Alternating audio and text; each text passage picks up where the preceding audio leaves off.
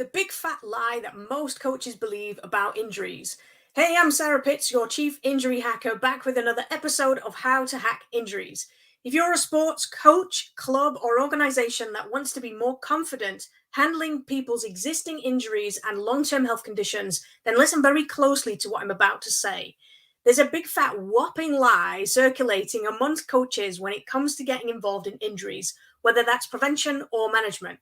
And the lie is that coaches must be educated around the specifics of injuries themselves in order to be able to help to manage them.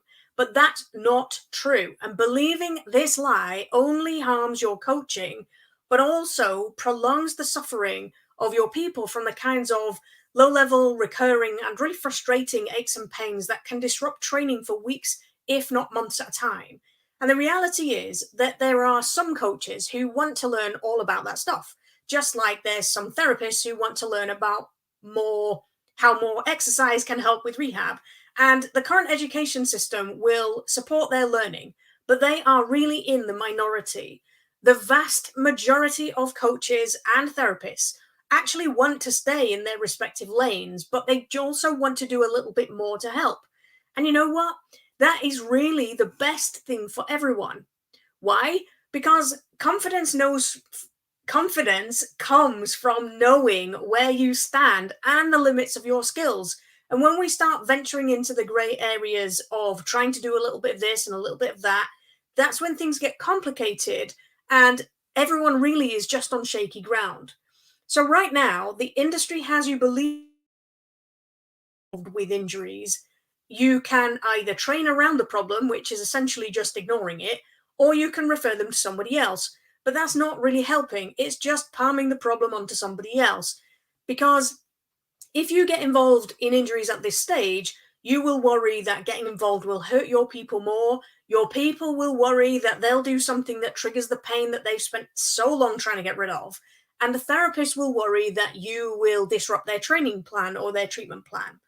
Now, your people deserve better than this fear-driven, hands-off, do-no-harm attitude.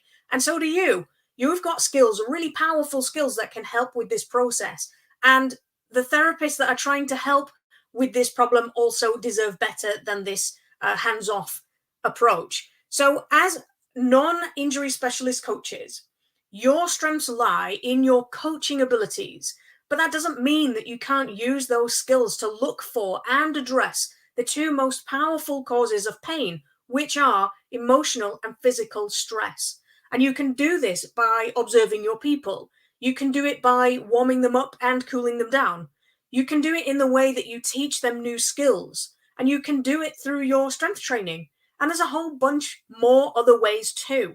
And by dealing with the emotional and physical stress, you can stay firmly away from the pain itself, which leaves you well within your coaching lane, which gives you and everyone else involved in the injury process much more confidence. Plus, it opens up a whole new world of opportunities to help in ways that most coaches will never even think of.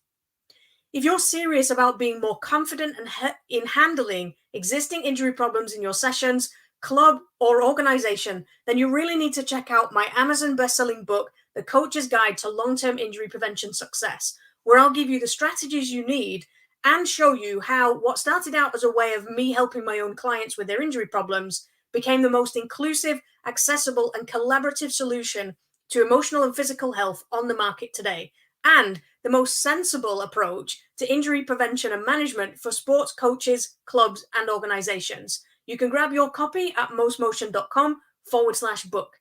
Thanks for watching. I'm your chief injury hacker, Sarah Pitts, and I'll see you on the next video.